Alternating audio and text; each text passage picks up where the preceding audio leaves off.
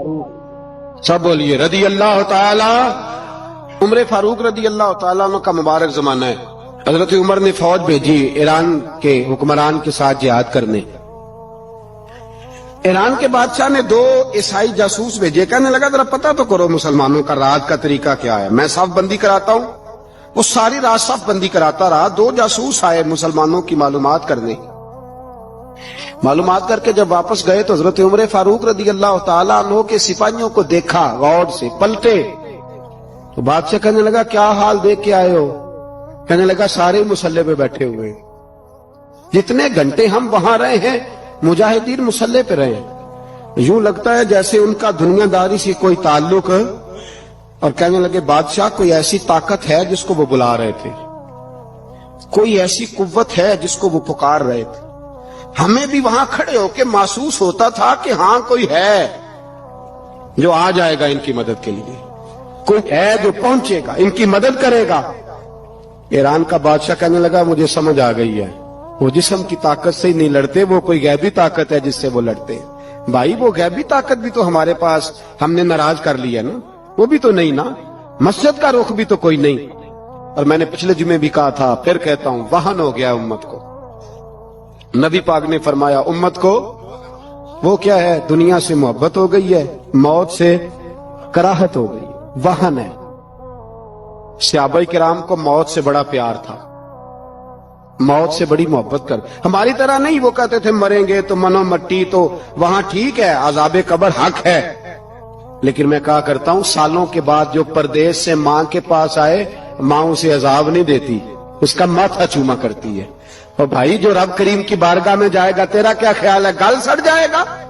مدینے والے حبیب نے فرمایا قبر المومن روضۃ من ریاض الجنہ، فرمایا میرا مومن جب قبر میں جاتا ہے تو اللہ جنت کے سارے دروازے کھول لیتا ہے، وہ تو اللہ کی رحمت میں پہنچتا ہے۔ کون کہتا ہے مومن مر گئے، وہ تو قید سے چھوٹے اپنے گھر گئے۔ کون کہتا ہے قبر میں عذاب ہے تو صرف عذاب ہی ہے، ہاں مجرم کو سزا ملے گی، لیکن مومن ہمیشہ جہنم میں، وہ بالآخر جنت میں جائے گا، بالآخر جنت میں جائے گا۔ اور کسی درویش نے بات کی، وہ کر کے چلے گئے، بر کمال ہی کر گئے، کہنے لگے دوزخ میں میں تو کیا، میرا سایہ نہ جائے گا، کیونکہ رسول پاک سے دیکھا نہ جائے گا۔ نبی پاک سید عالم علیہ السلام کے غلام تو دیکھو نا، ساری زندگی عمر فاروق، بخاری پڑھو تو صحیح، ساری زندگی عمر ہر نماز کے بعد کہتے تھے اللہم ارزقنا شہادت فی سبیلک، اللہ بسترے پہ موت نہ دینا، موت مجھے شہادت کی دینا۔ حضرت سیدنا مولا علی شیر خدا کرم اللہ تعالیٰ وجہ الکریم ساری زندگی کہتے رہے اللہ، علی نے میدان میں عمر گزاری ہے، اسے شہادت کی موت عطا فرما۔ وہ بھائی یہ تو شہادتیں مانگنے والے۔ حضرت امام حسین میدان کربلا میں کھڑے تھے، شمر کہنے لگا حسین تیری چاروں جانب موت ہے، تو آپ فرمانے لگے تجھے ابھی ہمارا پتہ ہی نہیں، موت سے تو ہمارا پیار چلتا ہے۔ اور فرمایا یہ شہادت تو ہمارا پیچھا کرتی ہے، پہنچ جاتی ہے جہاں ہم ہوتے ہیں، موت سے ڈرا رہا ہے۔ مسلمان کا مرنے کو دل نہیں کرتا، ورنہ وہ اتنی بڑی کوٹھی میں کون رہے گا؟ مرنے کو دل اس لیے نہیں کرتا کہ وہ جو 6 کروڑ 10 کروڑ ڈالر لوٹ کے رکھے، مر گئے تو کھائے گا کون؟ وہ فقیر فاقہ مست تھے، ان کا گھر ہی کوئی نہیں تھا، ان کے بینک بیلنس ہی کوئی نہیں تھے، وہ کہتے تھے گھر ہمارا ہے وہ جو ہمارے رب نے تیار کیا ہوا ہے، ہمارا بینک بیلنس ہے وہ جو ہمیں جنت میں جا کے ملے گا۔ ان کا تو یہ کھاتا ہی کوئی نہیں تھا، اس لیے وہ شہادت کی۔ حضرت عمر بن جموع رضی اللہ تعالیٰ عنہ میدان احد میں 4 بیٹے لے کے آئے۔ کتنے بیٹے؟ بول کے بتائے۔ 4 بیٹے لے کے عمر بن جموع آئے، اور خود ایک ٹانگ سے لنگڑے سے آبی ہیں، ٹانگ چھوٹی ہے، حضور کے سامنے کھڑے ہوئے کہا محبوبہ میرے 4 ہی تھے، میں 4 لے آیا ہوں، قبول کر لیں۔ تو حضور نے فرمایا تو کیوں تلوار اوڑے آیا ہے، یہ تو نے کیوں گلے میں اسلحہ ڈالا ہوا ہے؟ کہا یا رسول اللہ میں نے بھی تو جانا ہے نا۔ تو حضور نے فرمایا 4 بیٹے جو ہیں۔ تو حضرت عمر بن جموع نے بات کی، صحابہ کہتے ہیں ہم لبوں سے مسکرا رہے تھے، آنکھوں سے رو رہے تھے، کیا عجیب انداز ہے۔ حضور نے فرمایا عمر 4 بیٹے جو آ گئے تو رہنے دے۔ تو حضرت عمر رو پڑے، کہنے لگے محبوبہ کیا لنگڑے جنت میں نہیں جائیں گے؟ کیا حضور میں لنگڑا ہوں تو میرے لیے جنت کوئی نہیں؟ میرے حبیب پاک سید عالم صلی اللہ علیہ وسلم نے فرمایا عمر تو ضرور جنت میں جائے گا۔ کہا محبوبہ پھر بچے بعد میں جائیں گے، میں پہلے میدان میں جاؤں گا۔ ایک بی بی 4 بیٹے لے کے آئی احد میں، کہا محبوبہ کل کمائی تھی میں لے آئی ہوں، میرے پاس کوئی اور شے ہوتی تو میں بچا کے نہ رکھتی، بیٹے دے کے نا حاضری لگوا کے تو واپس دروازے پہ لے گئی۔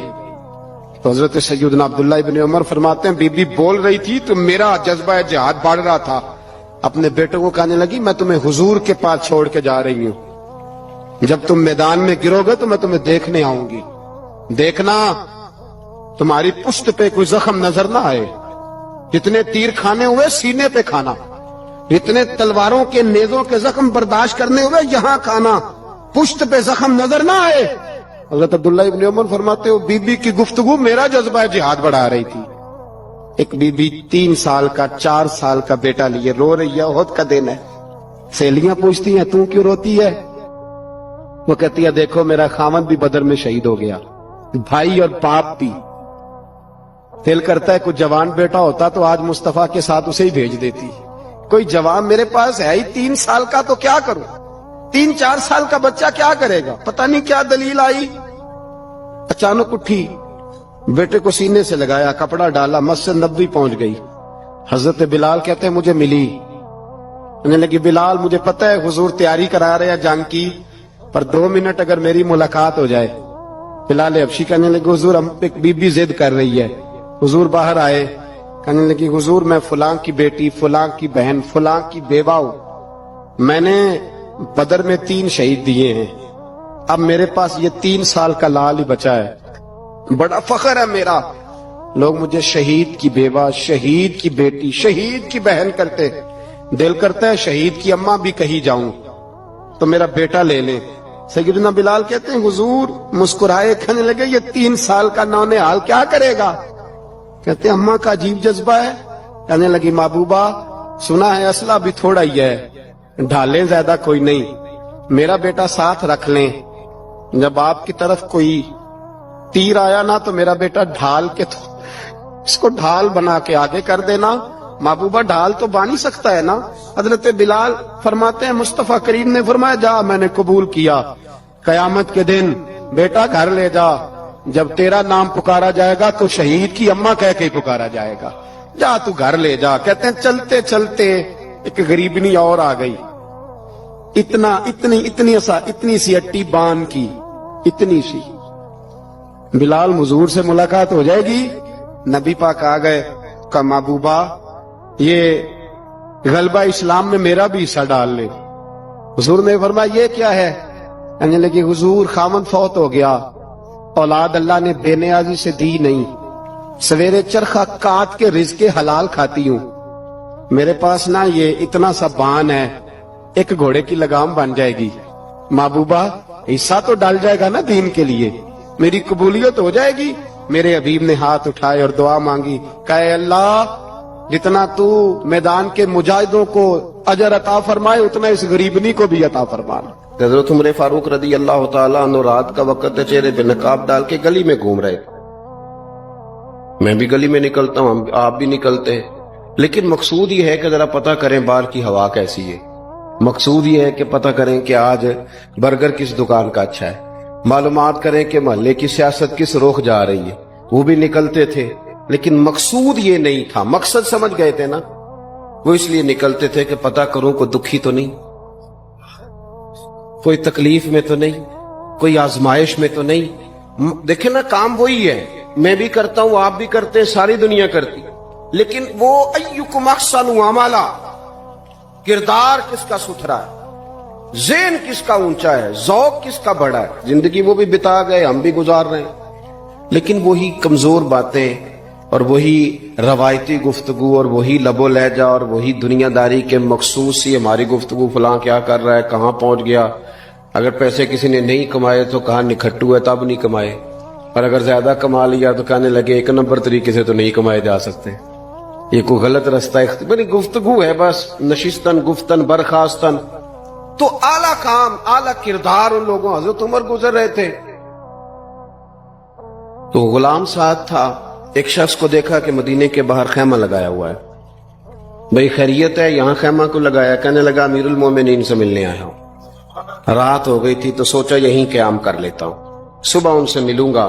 تو فرمایا اندر کسی کے درد سے کراہنے کی آواز آتی ہے، کہنے لگا میری بیوی ہے اور بچے کی ولادت کا وقت آ گیا، تکلیف میں۔ حضرت عمر دوڑے گھر گئے، اپنی اہلیہ سے کہنے لگے نیکی کمانے کا ارادہ ہے؟ اس نے کہا ہے۔ مقصد سمجھ گئے تھے نا وہ لوگ، بالکل ہے۔ فرمایا جو ضرورت کی چیزیں ولادت کے وقت ہوتی ہیں لے لے، کچھ گھی لے لیا، کچھ چنے لے لیے، کچھ ضرورت کی چیزیں لے لی، خاتون کو ساتھ لیا۔ یہ خاتون اول کی بات کر رہا ہوں میں خاتون اول کی بات کر رہا ہوں۔ حضرت فاروق اعظم رضی اللہ تعالیٰ عنہ امیر المومنین ہے۔ حضرت عمر نے اپنی اہلیہ کو ساتھ لیا، جہاں وہ شخص تھا وہاں آئے۔ اہلیہ نے حضرت عمر کے ذمہ کام لگایا، آگ جلا لیں، یہ تیل لے لیں، فلاں فلاں چیز گھی میں ڈال لیں، بنانی شروع کر دیں۔ فاروق اعظم نے ہاتھ کے اندر پکڑا ہوا برتن، چمچہ، ڈوئی بھی آخ لی ہے، پنجابی ہے نا ہم، تو وہ کام کر رہے ہیں، چلا رہے ہیں، آگ جلا رہے ہیں، خاتون اندر ڈیوٹی کر رہی۔ تو وہ شخص جو تھا نا جس کی بیوی تھی، وہ کہتا ہے میں 2-3 دفعہ کا غلام ادھر آ، فلانی چیز بتا۔ میرے ذہن میں یہ تھا کہ امیر المومنین نے کو بندہ کھڑا کیا آنے جانے والے مسافروں کا خیال کرے۔ میرے سے 2-4 دفعہ میں نے اپنے لفظوں میں بات بھی کہہ دی، لیکن جب اندر میرے بچے کی ولادت ہوئی تو اندر سے میری بیوی بولی اور حضرت عمر کی اہلیہ بولی اور بول کے کہنے لگی امیر المومنین مبارک ہو، آپ کے دوست کو رب نے بیٹا دیا ہے۔ وہ شخص کہتا ہے میں باہر کھڑا تھا، وجود تڑپ گیا، آنکھیں برس پڑی، کبھی نہیں رویا تھا پر کیفیت عجیب بن گئی۔ کوئی تقریر نہیں سنائی، کوئی اعلیٰ شعر نہیں انہوں نے پڑھا۔ میں نے جوں لے کر ان کے سر سے پاؤں تک دیکھا، میں نے کہا یہ وہی شخص ہے جس کا نام لے تو کیسر و کسرا کانپ جاتے ہیں، یہ وہی شخص ہے۔ میں نے جمعے میں کہا تھا کہ روب کپڑوں کا نہیں ہوتا، روب تو دیانتداری کا ہوتا ہے۔ ہاں بڑا مال کما کے لوگوں نے بنائی ہوتی ہے، کار کوٹھی تو بندے کھڑے ہو کے کہہ دیتے ہیں 2 نمبر طریقے سے آیا ہے، اور 13ویں-14ویں گریڈ کا ملازم ہو تو اس کے سامنے بہت بڑا افسر ڈر رہا ہوتا ہے، یار بندہ دیانتدار ہے، یہ رشوت نہیں لیتا، سفارش نہیں مانتا، یہ میرٹ پہ کام کرتا ہے۔ تو روب تو آپ کی دیانتداری کا ہے، آپ کی سچائی کا ہے۔ اپنی زندگی میں جو لوگ مقصد سمجھ گئے، مقاصد پا گئے، کچھ کر گئے، ہم ذرا الجھ گئے ہیں۔ پہلے اتنا شاندار مکان بناتے ہیں، پھر مرنے کو کس کا دل چاہے؟ اتنی محنت کر کے جو ہے وہ کوٹھی بنائی ہے تو اب چھوڑ کے کون جائے؟ وہ تیار بیٹھے تھے۔ انہیں نبی کریم نے کہا تھا کن فی الدنیا کانک غریب او عابر السبیل، تم نے مسافروں کی طرح رہنا ہے۔ او میرے بھائی، کبھی دیکھا ہے ایئرپورٹ پہ مسافر لڑتا ہو کہ میں نے یہ جگہ خریدنی ہے؟ اسے پتہ ہے کہ ابھی فلائٹ آنی ہے، میں نے تو چلے جانا ہے۔ ریلوے اسٹیشن پہ جو جگہ ہوتی ہے وہ خریدنے کے لیے لوگ رٹا نہیں ڈالتا، انہیں پتہ ہے پہلی ٹرین سے چلے جانا ہے۔ بس سٹاپ پہ جھگڑے نہیں ہوتے کہ یہ کرسی میری ہے، جانا جو ہے مٹی دیں تے مٹی رہنا ہی، ایویں کادی بلے بلے، اج مٹی دے اتے بندے آتے کل مٹی دے تھلے۔ اتنا زیادہ مقصد نہیں نا جب سمجھتے تو بے چین ہے، بے قرار۔ بعض لوگوں نے اتنے پیسے جمع کر لیے کہ اتنے کھا نہیں سکتے، اتنی ضرورت نہیں، لیکن اس کے باوجود ہے کہ وہ دوڑ ختم ہونے کا نام ہی نہیں لے رہی۔ حضرت صدیق اکبر رضی اللہ تعالیٰ عنہ امیر المومنین ہے۔ بادشاہوں کے بڑے بات ہوتی ہے، ہمارے ملک میں ایسے بھی بادشاہ گزرے ہیں کہ جو سفر پہ جاتے تھے تو خانسا میں بھی لے جاتے تھے، باورچیوں کو بھی لے کے جاتے تھے کہ کھانا میری مرضی کا ہونا چاہیے۔ حضرت ابوبکر صدیق نے پانی مانگا، امیر المومنین، تو صحابہ نے نہ شہد ملا پانی پیش کیا۔ کوئی اتنی لمبی بات تو نہیں، لیکن صدیق اکبر رو ہی پڑے، اور اتنا روئے کہ ہجکیاں بن گئیں۔ لوگ کہتے ہیں پتہ نہیں تھا کس بات پہ رو رہے ہیں، پر ہم بھی رو پڑے۔ حضور آپ کیوں روتے ہیں؟ تو آپ فرمانے لگے یار مجھے آسانیوں میں مبتلا کرنے لگے ہو، مجھے ان دنیا کی لذات میں الجھانے لگے ہو۔ میں حضور کی بارگاہ میں بیٹھا تھا تو اللہ کے رسول فرما رہے تھے پیچھے ہٹ جا، پیچھے ہٹ جا، پیچھے ہٹ جا۔ میں نے پوچھا حضور آپ کس کو کہہ رہے ہیں؟ تو حضور فرمانے لگے دنیا میرے پاس آئی تھی، وہ قریب کرنا چاہتی تھی مجھے، تو میں نے اسے کہا پیچھے ہٹ جا، میرے نیڑے نہ آنا، دور ہٹ جا۔ تو ہٹ تو گئی ہے پر جاتی دفعہ کہہ گئی ہے سونیا آپ تو بچ گئے ہیں، پر آپ کے بعد والے کیسے بچیں گے؟ تو مجھے سینے سے لگا لے، گلے سے لگا لے، مقصد اپنا سمجھیں، اعمال کا حسن پیدا کریں، اگر انسان کا مقصود مال کمانا ہے تو اگر مال مل گیا تو اس کے بعد پھر کیا کرے گا؟ کسی نے طے کر لیا تھا کہ بہت بڑی گاڑی اور بہت بڑا بنگلہ مجھے چاہیے، تو وہ بنگلہ اسے مل گیا، گاڑی آ گئی، اب تو مقاصد کیونکہ طے نہیں ہوتے، تو جو چیز انسان چھوٹا سا مقصد طے کرتا ہے وہ اسے حاصل ہو جاتا ہے۔ میں نے ملک سے باہر جانا ہے، گھر سیٹ کرنا ہے، ساتھ والا پلاٹ لینا ہے، ہو گیا سارا کچھ، تو اب وہ پھر انسان بے چین ہو جاتا ہے، پریشان رہتا ہے، کہتا ہے سمجھ نہیں آتی مطلب مقصود کیا ہے۔ اللہ تبارک و تعالیٰ نے تو ایک تنکا بے مقصد پیدا نہیں کیا، اتنا سونا انسان کیسے بے مقصد پیدا کر؟ تو رب کریم نے ہمیں بتایا کہ مقصد تو تمہارا ہے، مقصد ہے الذی خلق الموت والحیات لیبلوکم ایکم احسن عملا، اس نے موت اور حیات اس لیے پیدا کی ہے تاکہ پتہ چلے تم میں اچھے عمل کون کرتا ہے،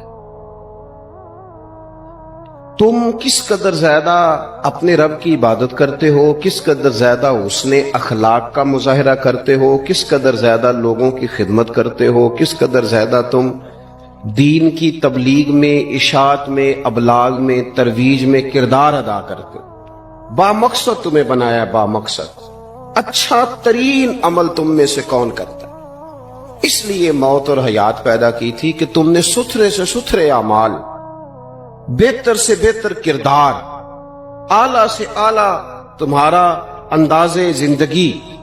دیکھیں ہم نے لوگوں کے ساتھ مل کے رہنا ہوتا ہے، بہت ساری چیزیں ایسی ہوتی ہیں کہ جو تکلیف کا سامان بنتی ہیں۔ اب انہی لوگوں کے ساتھ اللہ نے ہمیں مل کے رہنے کا حکم دیا، ان کے حقوق ادا کرنے کا حکم دیا، تو ساتھ ساتھ نا درگزر کا بھی کہا، معافی کا بھی کہا۔ جب انسان معافی کر دینے والا ہو جاتا ہے، درگزر والا ہو جاتا ہے، تو پھر وہ بڑا ہو جاتا ہے، بڑے دل والا ہو جاتا ہے، بڑے حوصلے والا ہو جاتا ہے، بڑے ضرب والا ہو جاتا ہے، اس کی زندگی حسین ہوتی۔ تو یہاں آئے تھے کچھ کام کرنے، وہ جو ہم نے مقصود بنائے تھے نا، مطلب اچھے کپڑے، اچھی دنیا داری، اچھی گاڑی، اچھا موبائل سیٹ، وہ چونکہ مقصود نہیں تھا تو ان چیزوں کے حصول کے باوجود بھی لوگ پریشان ہیں۔ مقصود یہ تھا کہ بہترین عمل، سونا عمل، اعلیٰ ترین عمل، میرے رسول پاک صلی اللہ علیہ وسلم کے غلاموں نے نا وہ عمل کر کے دکھایا۔ اعلیٰ ترین مزاج رکھتے تھے اور اعلیٰ ترین خدمت، یعنی لوگ ان کا کردار دیکھ کے نا، کردار اور عمل دیکھ کے، ہم تو لمبی تقریریں کرتے ہیں، باتیں کرتے ہیں، بڑا کچھ بتانا پڑتا ہے، لیکن وہ بس تھوڑا سا نا لوگ ان کے پاس اٹھتے بیٹھتے تھے، آتے جاتے تھے، اتنی دوڑ ہے کہ آگے بڑھ کے اور لینا ہے، اور لینا ہے، حال میں مزید کا رٹا، وہ سمجھ گئے ہم نہ اڑے ہوئے۔ بہت سارے لوگ ایسے ہیں جنہیں صحیح بات کا پتہ چل گیا ہے، وہ فیصلہ کرنے میں دیر کر رہے ہیں، انہیں سمجھ آ گئی ہے کہ بہتر یہی ہے کہ میں وقت پہ مسجد آیا کروں، انہیں سمجھ آ گئی ہے بہتر یہ ہے کہ سویرے اٹھ کے نا واٹس ایپ بعد میں دیکھوں، پہلے قرآن پاک کی زیارت کر لیا کر۔ سمجھ انہیں ہے، سمجھ ہے کہ باتیں زیادہ کرنے سے بہتر ہے درود و سلام زیادہ پڑھا جائے، پتہ انہیں ہے، وہ فیصلہ ہی نہیں کر رہے، ارادہ نہیں بنا رہے، توجہ نہیں کر رہے۔ جب بہت زیادہ بندہ دنیا داری میں الجھ جاتا ہے نا، بہت زیادہ، آسانیاں تو بندے کو جینے نہیں دیتی۔ پہلے انسان کہتا ہے کہ موٹر سائیکل ہو جائے نا تو چلو سفر آسان ہوگا، پھر موٹر سائیکل کہتا ہے ٹائر 2 ہیں، 4 ٹائروں والی ہونا، چلو مہران ہی ہو جائے خیر ہے، لیکن مہران میں بیٹھتے ہی اسے خیال آتا ہے کہ اس کی تو سیٹیں تنگ ہیں، پھر اس سے بڑی گاڑی چاہیے۔ یہ روز دوڑ ہے، بانج فقیروں کسے نہیں ماریا، اے ہوئی چور اندر دا، یہ دوڑ ہے، یہ ختم۔ حضرت ابوبکر صدیق رضی اللہ تعالیٰ عنہ امیر تھے، ہمیں تو نا جی ایک سے ایک کھانا، اور آج یہ نہیں کھانا، آج میری مرضی کا کھانا، یہ میری مرضی کا، یہ میرے بچے کی مرضی کا، یہ فلانے کی مرضی کا، وہ خواہشات کا انبار۔ اور نفس بچے کی طرح ہوتا ہے، خواہش پوری کرو تو فوراً ہی دوسری بھی بتا دیتا ہے، دوسری پوری کرو تو تیسری کی بھی خبر دے دیتا ہے۔ ہم نا چونکہ الجھ جاتے ہیں، پھر وہ الجھاؤ ہمیں باہر نہیں نکلنے دیتا۔ اگر تھوڑا تھوڑا کر کے، میرا مطلب یہ ہے کہ زندہ رہنے کے لیے روٹی کھانی ہے نا، مثلا روٹی کا لطف کتنی دیر ہوتا ہے، جتنی دیر منہ میں چباتے، اس کے بعد ختم۔ تو کپڑا تو پہننا تھا بدن چھپانے کے لیے، اس میں وہ کدھر سے آ گئی ساری کہانیاں جو آج بن گئی. اور اتنے میں نے عجیب و غریب نظام دیکھا ہے کہ نوجوان ہے، اچھا بھلا سیاںا آدمی، کپڑے اس نے تازے سلوائے ہیں اور 99 لوگوں نے کہا ہے صحیح لگ رہا ہے تو، صرف ایک نے کہا نہیں ٹھیک لگ رہا. وہ پریشان ہو جاتا ہے، کہتے بھی اس کا کچھ کروں. کیوں؟ اس لیے کہ یہی سارا مقصود سمجھ لیا ہے، کپڑے پہننا، اسی میں الجھ جانا. میں اکثر دوستوں سے کہتا ہوں، میں خود کسی دوسرے کی بات نہیں کرتا، بہت زیادہ عمر نہیں میری، میں خود جایا کرتا تھا. شادی کوئی آ گئی تو 2-3 دن پہلے ابا جی کہتے تھے پرانے جوتے کچھ گنڈوا لا، کچھ پالش کرا لا، توڑے میں ڈال کے جانا موچی کے پاس، اس نے کچھ سیٹ کر دینے. اب کہاں رہ گیا جی یہ کام؟ چھٹی نہیں ہو گئی. اب کون سا ایسا سلسلہ ہے؟ وہ جو کہیں سے کپڑا تھوڑا پھٹ جاتا تھا نا تو اماں اس کو اس طرح پیوند کراتی تھی کہ ڈیزائن بھی بن جاتا تھا اور کام بھی چل جاتا. کدھر گیا وہ دور؟ لیکن تکلیف دیکھ لیں آج پہلے سے زیادہ ہے، لڑائی پہلے سے زیادہ ہے، آزمائش پہلے سے زیادہ ہے. کیوں؟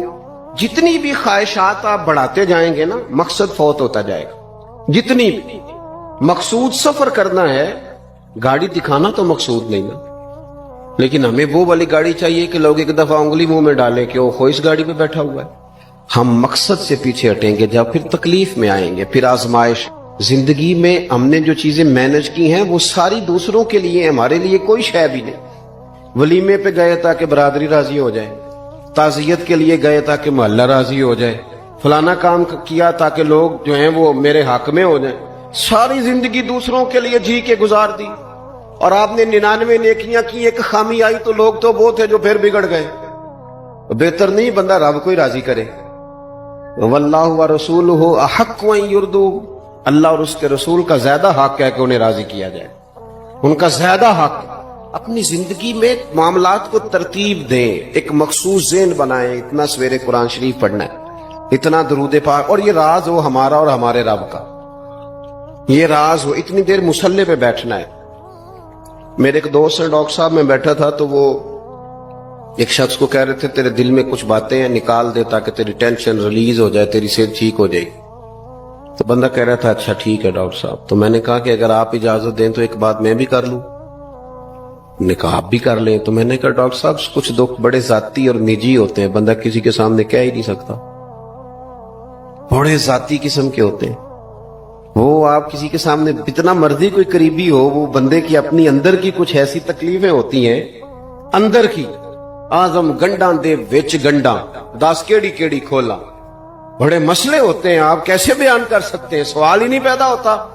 تو کہنے لگا پیر صاحب حال تو ہوگا نا. میں نے کہا بالکل ہے.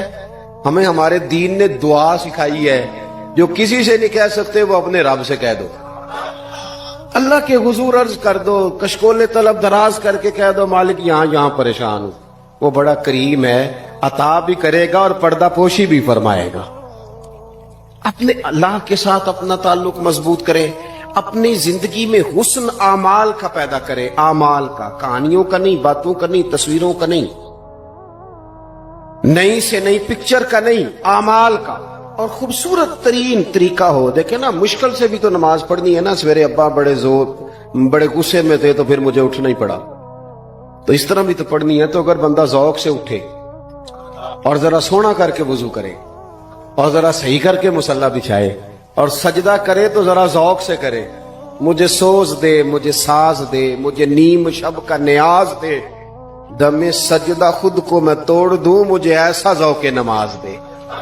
اس ذوق کے ساتھ آگے بڑھے. مقاصد جب بندہ سمجھ جاتا ہے نا، مقاصد، پھر اس کے لیے آسانی ہوتی ہے. میں نے عرض کیا تھا زیادہ باتیں نہیں کرنی، مقصود تو ایک پیغام دینا ہے. اب ہم نے جانے والوں کے لیے کیا کرنا ہے؟ ایک تو یہ کہ اپنا مقصد ٹھیک کرنا ہے کہ جو رخصت ہو گئے اپنے بزرگوں کو نہ یاد رکھیں. اصل کام ہے ان کو کھول کے بتائیے. سال کے بعد ختم، بڑی اچھی بات ہے، سسماہی ششماہی سیماہی سب ٹھیک ہے. ان کو یاد رکھیں. حضور نہ یاد رکھتے تھے، اپنی والدہ کا ذکر کرتے، اپنے والد کی بات کرتے، اپنے دادا کا ذکر کرتے. اپنے جانے سیدہ خدیجہ الکبریٰ رضی اللہ تعالیٰ نہ وصال کر گئیں تو حضرت عائشہ کہتی ہیں حضور اکثر گھر میں ان کا ذکر کرتے. اپنے بزرگوں کو یاد رکھیں، ان کا ذکر کریں. ان کو نہ والد کے لیے نا والد ہونا شرط ہے، پی ایچ ڈی ہونا شرط نہیں. والد کے لیے والد ہونا شرط ہے، مفتی ہونا شرط. والد ان پڑھ بھی ہو تو بچے کو سمجھانے کا سلیقہ سے اللہ اسے عطا کاری دیتا ہے. ماں بالکل ان پڑھ بھی ہو تو بچوں کو سمجھانے کا طریقہ اللہ اسے ان سے سیکھیں. میرے والدہ اور والدہ دونوں اپنا نام نہیں لکھ سکتے تھے، تو میں اپنے دوستوں سے کہتا ہوں مجھے کبھی موقع ملے تو میں کئی جلدوں میں کتاب لکھ سکتا ہوں اپنے ماں باپ. اس لیے کہ وہ جو ہمیں سکھا گئے، جو بتا گئے، وہ انہی کا خاصہ تھا. تو اپنے ایک تو جانے والوں کو یاد رکھیں، دوسرا ان کے لیے دعا کریں تو درد سے کریں، سونی کر کے کریں، صحیح کر کے کریں، اکیلے بیٹھ کے کریں. دعا کا سب سے زیادہ تعلق آپ کے دل کی آواز کے ساتھ ہوتا ہے. اور جس طرز میں حضور نے ہمیں حدیث سکھائی ہے نا، اس رنگ میں کبھی آپ حدیث کو سیکھیں، سمجھے نا. حضور فرماتے ہیں جس طرح دریا میں ڈوبنے والا سہارا تلاش کرتا، دریا میں اسے کتنی کو جلدی ہوتی ہے، ہوتے لگ رہے ہوتے ہیں، وہ اس طرح کا نہیں ہوتا کہ میں عصر کی نماز کے بعد پھر آؤں گا تجھے نکالنے، اس طرح تو نہیں نہ ہوتا. دریا میں ڈوبنے والا اس طرح کشتی سہارا تلاش کرتا ہے، حضور فرماتے ہیں اس طرح قبر میں جانے والا دعاؤں کا انتظار کرتا ہے. آپ نے دیر کر دی دعا مانگنے میں، ختم دلانے میں دیر کر دی. خود صبح و شام ہمہ وقت دعا. ابھی آپ آیتیں سن رہے تھے سورہ ابراہیم کی، اللہ نے نماز میں رکھ دی ربنا اغفر لی ولی وللمؤمنین یوم یقوم الحساب. ایک تو نے یاد رکھیں، خوب دعا کریں. اور دوسرا کوشش کریں کہ وہ جو نیکیاں کرتے تھے وہ نیکیاں بھی جاری رہیں. جن لوگوں سے ان کا اچھا تعلق تھا وہ تعلق بھی قائم رہے. یہ بھی کوشش کریں کہ ان کے لیے صدقات و خیرات کریں، اور قیمتی صدقہ دے. قیمتی، میں بات ختم کرنے لگا ہوں بس. قیمتی صدقہ دے، قیمتی. 15 تولے سونا گھر میں پڑا ہوتا ہے، قیمتی ہوتا ہے نا. کبھی کسی نے چوک میں بتایا کہ آج 15 تولے سونا میرے گھر میں پڑا ہے؟ بولو نا، لگتا ہے تو 10 چھڑنا ہے. اگر گھر میں 50 لاکھ روپے کیش پڑا ہو تو چوک میں گلی میں آ کے آپ بات کریں کہ گھر میں پیسے پڑے ہیں. کیوں؟ کہ وہ قیمتی ہیں، کوئی لے نہ لے. تو یہ جو 5000 مسجد دیکھ کے سارے محلے کو بتاتے ہو، یہ بھی صدقہ تھا، یہ بڑا قیمتی چیز تھی. یہ بتانے والا نہیں تھا، یہ تو نیکی تو قیمتی تھی. قیمتی چیز جو ہوتی ہے وہ تو چھپائی جاتی ہے کہ بتائی جاتی ہے. یہ جو بیٹیاں ہیں نا اسلام کی مائیں بہنیں، یہ قیمتی ہیں. اس لیے اسلام انہیں کہتا ہے تم گلیوں اور چوکوں میں آنے والی نہیں، قیمتی چیزیں گھر کے اندر رہا کرتی ہیں. تم قیمتی چیزیں ہو، تمہارا وجود قیمتی ہے. تم کبھی ماں ہو، کبھی بیٹی ہو، کبھی بہن ہو، کبھی بیوی ہو، قیمتی ہو. اس لیے تمہیں اسلام کہتا ہے کہ گھر کے اندر رہو گی تو تمہاری قیمت رہے گی. کچھ چیزیں ایسی ہیں جو چوکوں میں گلیوں میں پھیل جائے تو ان کی قیمت نہیں رہتی. اس لیے تمہیں کہا جاتا ہے کہ گھر میں رہو. یہ جو تمہیں چوکوں میں لاتے ہیں یہ تمہیں بے وقت کرنا چاہتے ہیں، بے قیمت کرنا چاہتے ہیں. انسان تھوڑی دیر کے لیے، اگر تھوڑی دیر کے لیے غور کرے تو بڑے بڑے جانور انسان سے بڑے طاقتور ہیں، لیکن اللہ نے ان کی نکیل انسان کے ہاتھ میں تھما دی. اتنا بڑا جہاز ہے، ٹنوں وزن لے کے چل رہا ہے. انسان کے بس کی بات نہیں کہ وہ کئی لوگ لگ کے بھی اس کو اٹھا سکیں، لیکن اللہ نے اس کے قبضہ و اختیار میں کر دیا ہے. فرمایا هو الذی خلق لکم ما فی الارض جمیعا، زمین میں جو کچھ ہے سارا تیرے لیے بنایا ہے، آسمان میں جو ہے سارا تیرے لیے بنایا ہے. وما خلقت الجن والانس الا لیعبدون، فرمایا کل کائنات میں نے تیرے لیے بنائی ہے اور تجھے میں نے اپنی عبادت کے لیے پیدا فرمایا ہے. تو جنوں اور انسانوں کو اللہ نے اپنی عبادت کے لیے تخلیق فرمایا. مقصد زندگی، مقصد تخلیق، دنیا میں آنے کا مقصد اولین اور مقصد آخری اللہ کی عبادت، اللہ کی معرفت، اللہ کی طرف توجہ، اللہ کی طرف رجوع. یہی ایک مقصد تھا انسان کے آنے کا. اسی کو قرآن نے بیان کیا تھا. اپنے اپنے مقاصد. درود شریف پڑھنے والوں سے بلند صلاۃ و سلام علیک یا سید یا رسول اللہ. اپنے اپنے مقاصد، اپنے اپنے معاملات کو ہم نے ترتیب دے لیا ہے. صبح سے شام تک کے معاملات سارے کے سارے ہمارے ذاتی، نجی اور ہمارے اپنے بنائے ہوئے مقاصد کے تحت گزر رہے ہیں، حالانکہ رب کریم نے فرمایا کہ انسان میں نے تجھے اپنی عبادت کے لیے بنایا ہے، اپنے لیے تجھے بنایا ہے، تو میری بارگاہ میں سجدہ ریز ہو، تو میری بارگاہ کی طرف توجہ کرے، تو میرے لیے تسبیح پڑھے، تو تحلیل کے جملے بولے، تو تکبیر کہے، تو میرے محبوب پہ نازل ہونے والے قرآن کی تلاوت کرے۔ تجھے تو اس لیے بنایا تھا۔ عبادت کا معنی یاد رکھیے گا، عبادت کا معنی فقط نماز پڑھنا نہیں، عبادت کا معنی صرف نماز پڑھنا نہیں، نماز عبادت کا ایک جز ہے، نماز عبادت کا ایک حصہ ہے۔ عبادت نماز پڑھنے کا نام نہیں، عبادت روزہ رکھنے کا نام نہیں، عبادت صرف اور صرف حج کرنے کا نام نہیں، فقط ذکر فکر کرنا عبادت نہیں، بلکہ اللہ کا حکم ماننے کا نام عبادت ہے۔ خدا رسول کی بات ماننے کا نام عبادت ہے۔ جہاں جانے کا خدا حکم دے وہاں چلے جاؤ، یہ عبادت ہے۔ جہاں جانے سے منع کر دے وہاں کبھی نہ جاؤ، یہ عبادت ہے۔ اگر نماز پڑھنے کا نام ہی عبادت ہوتا تو پھر فجر کی فجر کے وقت کیوں پڑھنی پڑتی، پھر ظہر میں ہی کیوں فرض ہوتی، پھر عصر کا وقت مغرب میں جا کے کیوں نہ شروع کیا جاتا، پھر انسان کی مرضی تھی جب پڑھ لیتا۔ فرمایا نہیں، عبادت میری ہے، اصل میری اطاعت ہے۔ میں جب کہوں کہ یہ فجر کا وقت ہے تو تجھے فجر مان کے پڑھنا، جب کہوں ظہر کا وقت ہے تو ظہر مان کے۔ ہم نے عبادت کو مخصوص کر دیا، مسجد میں چلے جانا، نفل پڑھ لینا، کچھ دیر قرآن شریف پڑھ لینا، کچھ دیر اللہ کی عبادت کر لینا، کچھ دیر ذکر اذکار کر لینا، اس کا نام عبادت ہے۔ اور باہر نکل کے بے شک جھوٹ بولے، باہر نکل کے بے شک غیبت کرے، باہر نکلے اور کم تولے، باہر نکلے اور اپنی من مرضی کرے، تو یہ عبادت نہیں۔ اس لیے کہ ہم اس خدا کے ماننے والے ہیں جو صرف مسجد میں نہیں ہوتا، بلکہ جلوہ تیری ذات کا کو بکو ہے، میں جدھر دیکھتا ہوں ادھر تو ہی تو ہے۔ ہمارا خدا صرف مسجد میں نہیں ہے، اللہ ہر جگہ ہے۔ جے میں تینوں اندر جانا پھر مقید جانا، جے میں تینوں باہر سمجھا اندر کون سمانا، اندر بھی تویں باہر بھی تویں وچ بلا کون نمانا۔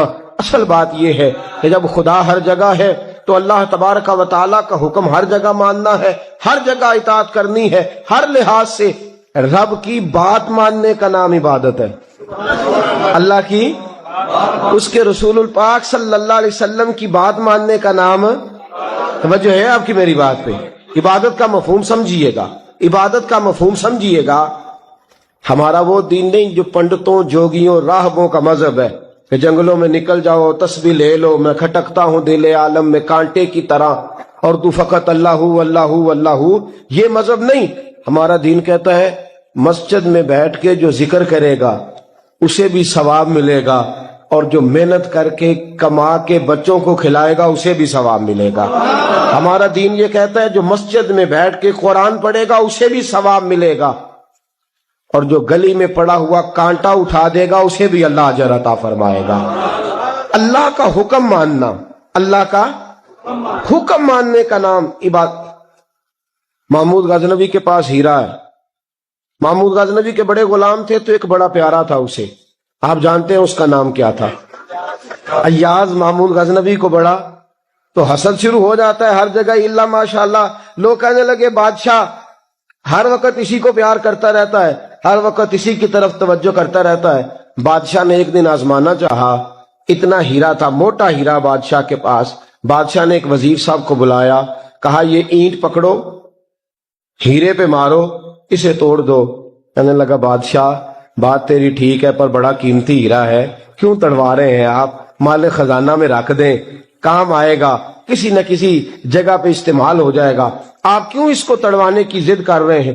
بادشاہ سلامت نے کہا اچھا تم نے ٹھیک مشورہ دیا، میں ہی جذبات میں آ گیا تھا۔ ایک دوسرے آدمی کو بلایا، اس کو کہا یہ ہیرا توڑنا ہے۔ اس نے کہا بادشاہ مجھے لگتا ہے پوری دنیا میں اتنا موٹا ہیرا تیرے پاس ہے، کسی اور کے پاس نہیں ہوگا۔ یہ توڑنے کی چیز نہیں، تجوری میں سنبھالنے کی چیز ہے، اسے سنبھال کے رکھ۔ تیسرے کو بلایا، چوتھے کو بلایا، جس کو بھی بلاتا رہا وہ بادشاہ کو سمجھاتا رہا، جس کو بلایا بادشاہ کو سمجھایا۔ ایاز کی باری آئی، کہا ایاز ادھر آ۔ توجہ ہے آپ کی؟ ایاز ادھر آ، یہ ہیرا تو توڑ دے. اس نے اینٹ پکڑی، زور سے ماری، ہیرا توڑ دیا. بادشاہ کہنے لگا بڑا بیوقوف ہے بھئی تو، یہ سارے میرے خیر خواہ تھے، مجھے سمجھاتے رہے اور تو نے خیال ہی نہیں کیا. میں بیوقوف تھا تو تو بھی ساتھ ہو گیا، توڑ ہی دیا. کہنے لگا بادشاہ غلطی ہو گئی، مجھ سے غلطی ہو گئی، مجھے نہیں توڑنا چاہیے. اس نے کہا اچھا چل چھوڑ، ایک بات بتا، تیرے سامنے جو سب مجھے مشورے دے رہے تھے تو نے کیوں نہیں دیا؟ میں نے تجھے کہا توڑ دے. کیا لفظ ایاز نے کہے، کمال کر دی. کہنے لگا بادشاہ میرے دل میں خیال آیا ہیرا ٹوٹتا ہے تو ٹوٹ جائے، میرے بادشاہ کا حکم نہیں ٹوٹنا چاہیے. یہ ٹوٹتا ہے تو ٹوٹ جائے، یہ کرچی کرچی ہوتا ہے تو ہو جائے، خزانہ خالی ہوتا ہے تو ہو جائے، لیکن میرے مالک کا حکم نہیں ٹوٹنا چاہیے. بادشاہ میں ہر چیز توڑ دوں گا پر میں تیرا حکم نہیں توڑ سکتا. بس دوستو یہی عبادت ہے، بلا مثال و بلا تشبیہ بات سمجھیے گا. جس نے خدا کا حکم توڑ دیا اس نے عبادت نہیں کی، اور جس نے خدا کا حکم اچھا آؤ نماز کے لیے. دکان کا وقت ہے، گاہک بھی زیادہ آ گئے ہیں، رش پڑ گیا ہے، اب تھوڑا وقت مشکل ہو جائے گا، ذرا تھوڑی دیر میں پڑھ لوں گا. ہیرا ٹوٹتا ہے تو ٹوٹ جائے، گاہک آنے کا سلسلہ ٹوٹتا ہے تو ٹوٹ جائے، روزی آنے کا سلسلہ ٹوٹتا ہے تو ٹوٹ جائے. مسلمانوں خدا کا حکم نہیں ٹوٹنا چاہیے، رسول اللہ کا فرمان نہیں ٹوٹنا چاہیے. میرے رسول پاک صلی اللہ تعالی علیہ وسلم کا اقبال نے کیا کہا؟ کہنے لگا اے طائر لاہوتی، اس رزق سے موت اچھی جس رزق سے آتی ہو پرواز میں کوتاہی. کہا خدا کا حکم نہ توڑ بیٹھنا. اور عبادت بھی جس کو اللہ کہہ دے وہ عبادت ہے. ایک بندہ زوال کے وقت نماز پڑھنے کھڑا ہو جائے تو ہو جائے گی، کیوں؟ نماز نہیں پڑھ رہا. اچھا میں آپ کو روایت سناتا ہوں، شیر خدا مولا کائنات حضرت علی المرتضی رضی اللہ تعالیٰ عنہ فرماتے رسول پاک صلی اللہ علیہ وسلم نے ہمیں منع فرمایا جب عید الفطر کا دن ہو یا عید الاضحیٰ کا دن ہو تو تم نے کیا کرنا ہے؟ فجر کی نماز پڑھنی ہے، اس کے بعد اشراق چاشت نہیں پڑھنی، فجر سے لے کر عید کی نماز تک درمیان میں کوئی نماز نہ پڑھنا. جب عید کی نماز ہو چکے پھر تمہیں اجازت ہے جتنے مرضی نفل پڑھو، لیکن فجر سے لے کر عید تک تم کوئی اور نماز نفل درمیان میں نہ پڑھنا. حضرت علی المرتضی شیر خدا کا زمانہ ہے، عید کا اعلان ہو گیا، عیدگاہ میں لوگ کٹھے ہو رہے ہیں. ایک شخص دوڑا دوڑا آیا، اس نے آ کے نماز کی نیت باندھ لی. توجہ ہے آپ کی؟ میں نے کہا عبادت ہے خدا کا حکم ماننے کا نام. حضرت علی رضی اللہ تعالیٰ عنہ نے نماز کے بعد اس شخص کو بلایا، فرمایا ادھر آ، تجھے نہیں پتا کہ جب تک عید کی نماز نہیں ہوتی کوئی اور نفل نہیں پڑھیں گے؟ کہنے لگا جی میں نے نماز ہی پڑھی ہے، کوئی جرم کیا ہے؟ نماز پڑھی ہے نا، میں نے سجدہ کیا ہے، کوئی جرم ہے؟ حضرت علی نے تلوار نکال لی، فرمایا جو مصطفیٰ کی سنت توڑ کے نفل بھی پڑھے گا میں اس کا بھی سر قلم کر دوں گا. جو رسول پاک کے حکم کے خلاف عبادت بھی کرے گا اس کو بھی قتل کر دیا جائے گا. توبہ کر. یاد رکھیے گا عبادت خدا رسول کی بات ماننے کا نام ہے. آپ سویرے 8 بجے اٹھ کے کھڑے ہو جائیں کہ میں نے تو فجر پڑھنی ہے، فجر کا وقت 8 بجے نہیں ہوتا، وہ گزر گئی 4 بجے، 4:15 بجے ہو چکا. ایک شخص شام 7 بجے کھڑا ہو جائے کہے جی میں تو ظہر کی نماز 7 بجے پڑھا کروں گا، یہ کیسے ممکن ہے؟ اس کا وقت تو 2 بجے کے راؤنڈ اباؤٹ ہے، تجھے اسی وقت ادا کرنی. یاد رکھیے گا عزیز ساتھیو، عبادت اللہ کا حکم ماننے کا نام ہے، لیکن عبادت کی بہت بڑی جو ایک رکن ہے، عبادت کا بہت بڑا جو ایک جز ہے وہ نماز پڑھنا ہے، بہت بڑا جز. حضرت محمد بن ابی بکر حضرت صدیق اکبر کے صاحبزادے رضی اللہ تعالیٰ عنہ کیا فرماتے ہیں مسلمانوں بڑے نصیبوں والے ہو، بڑے نصیبوں والے ہو، تمہیں تو اللہ کی بارگاہ میں جانے کے لیے اجازت ہی نہیں لینی پڑتی، اللہ نے تمہارے لیے دروازہ ہی کھول دیا ہے. جب دل کیا، وضو کیا، نماز کی نیت باندھی، اللہ کے دروازے کھل گئے، اور بغیر کسی ترجمان کے تم نے اپنے رب سے بات کرنی شروع کر دی. عبادت ایسی نعمت ہے، اللہ کی بارگاہ میں کھڑے ہونا، سجدہ کرنا اتنی بڑی فضیلت کی بات ہے. یہ حدیث میرا خیال ہے آپ کو کبھی بھولنی نہیں چاہیے. سید عالم نور مجسم شفیع معظم صلی اللہ علیہ وسلم نے فرمایا بتاؤ اگر کوئی کسی کے گھر مہمان جائے تو میزبان اس کے ساتھ کیا سلوک کرے گا؟ تو صحابہ کہنے لگا یا رسول اللہ جتنا میزبان اچھا ہوگا اتنا ہی اچھا سلوک کرے گا، جتنا وہ اعلیٰ ہوگا اتنا ہی اعلیٰ سلوک کرے گا، جتنا وہ عرفہ ہوگا اتنی ہی اس کی بات بھی بڑی ہوگی۔ نبی پاک صلی اللہ علیہ وسلم نے فرمایا جو مسجد جاتا ہے وہ اللہ کا مہمان ہے، جو مسجد جاتا ہے وہ اللہ کا مہمان ہے۔ فرمایا میزبان کے ذمے ہے کہ مہمان کے اوپر رحمت کرے، کرم کرے۔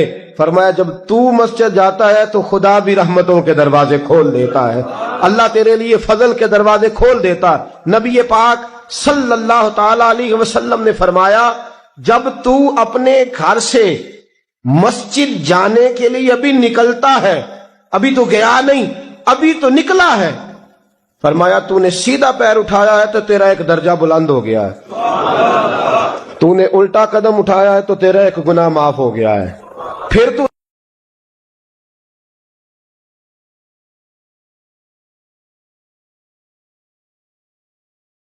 مت بھریاں اس صورت نو میں جانا جانا جانا جانا سچا سچے رب دی میں شانا تھا جس شان تو شانا سب بڑیاں اے صورت شالا پیش نظر رب وقت نزاتے روزے حشر وچ خبر تے پل تھی جت ہو سی گزر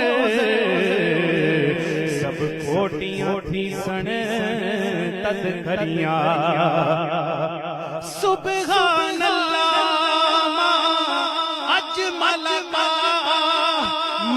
احسن کا ما اکمل کا او کتھے میرے دی کتھے تیری ثنا مشتاق ابھی کتھے جا اڑیاں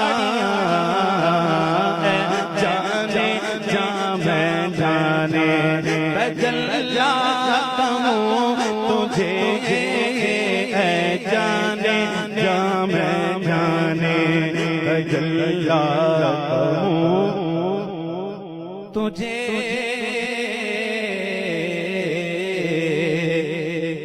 سب سے اولا والا ہمارا نبی، سب سے بالا والا ہمارا نبی، اپنے مولا کا پیارا ہمارا نبی، دونوں بالوں کا دولا ہمارا نبی، ملک کونین میں انبیاء تاجداروں کا آقا ہمارا نبی، جن کے تلموں کا دھون ہے آب حیات ہے وہ جانے مسیحا ہمارا نبی، خلق سے اولیاء اولیاء سے رسول سے اعلیٰ ہمارا نبی، مانگنے والوں ہم کو تو یوں چاہیے ارے مانگنا اور کسی سے بھی کیوں چاہیے کون دیتا ہے ارے دینے کو منہ چاہیے بس دینے والا ہے سچا ہمارا نبی ہے جانے جا میں جانے تجل جاتا ہوں تجھے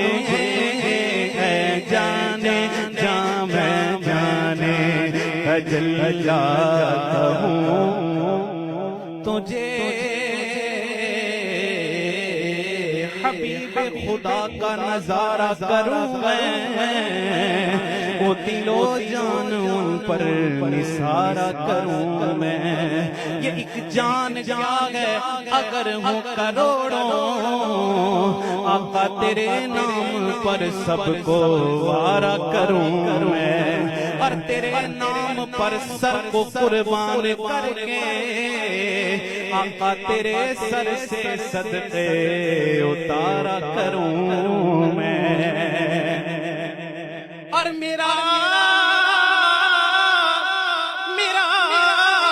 دین و ایمان فرشتے جو پوچھے آقا تمہاری جانب اشارہ کروں میں جانے جا میں جانے تجل جاتا ہوں تجھے اے جانے جا میں جانے تجل جاتا ہوں تجھے اور تیرے تو وصف عیب تناغی سے ہیں بری، سبحان اللہ، تیرے تو وصف عیب تناغی سے ہیں بری، تو حیران ہوں میرے شاہ میں کیا کیا کہوں تجھے، حیران ہوں میرے شاہ میں کیا کیا کہوں، حیران ہوں میرے شاہ میں کیا کہوں تجھے۔ اعلیٰ حضرت کے بھائی کیا کہتے ہیں کہ وہ خدا نہیں بخدا نہیں، وہ مگر خدا سے جدا نہیں، وہ ہے کیا مگر وہ ہے کیا نہیں، یہ محب حبیب کی بات ہے۔ خدا کہتے نہیں بنتی، جدا کہتے نہیں بنتی، ارے خدا پر اس کو چھوڑا ہے، وہی جانے کہ کیا تم ہو، حیران ہوں میرے شاہ میں کیا کیا کہوں تجھے، حیران ہوں میرے شاہ میں کیا کیا۔ نعرہ تکبیر، نعرہ رسالت، سیدی مرشدی، سیدی مرشدی۔ آج کی یہ خوبصورت عظیم الشان محفل میلاد مصطفیٰ، جس میں خطاب کے لیے انتہائی عزت کے لائق بین الاقوامی شہرت کے حامل سنیت کی جان نادش اہل سنت جناب قبلہ پیر محمد اجمل صاحب قادری آپ کو مدعو کیا گیا، الحمدللہ آپ تشریف لا چکے ہیں۔ تمام دوستوں سے گزارش کروں گا جہاں ہیں وہیں پر رہیں اور تشریف رکھیں۔ سلسلہ ثنا جاری ہے، تھوڑی دیر میں ہم حضرت کے خطاب سے فیض یاب ہوں گے۔ تمامی حضرات سٹیج پر بھی اور سامعین میں بھی تشریف رکھیں۔ ہاں حیران ہوں میرے شاہ میں کیا کیا کہوں تجھے۔ اور آخری دو شعر کیا فرماتے میرے امام کہ کہہ لے گی سب کچھ ان کے ثنا کی خاموشی، چپ ہو رہا ہے کہہ کے میں کیا کیا کہوں تجھے۔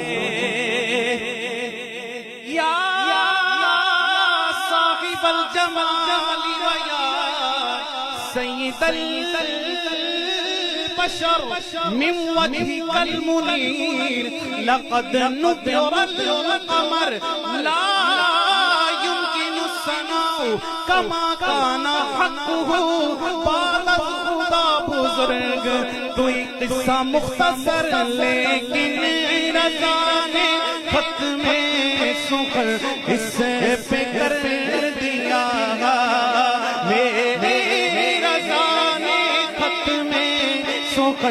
اس پہ کر دیا کہ خالق کا بندہ خلق کا آقا کہوں تجھے، خالق کا بندہ خلق کا آقا کہوں تجھے، سرور کہوں کہ مالک و مولا کہوں تجھے،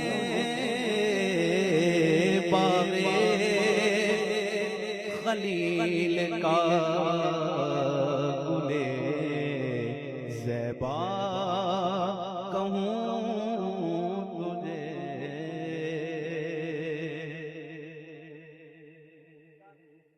حضرت خطاب کے بعد تو پھر گنجائش نہیں ہے، ایک ناظر چند اشعار پڑھیں گے۔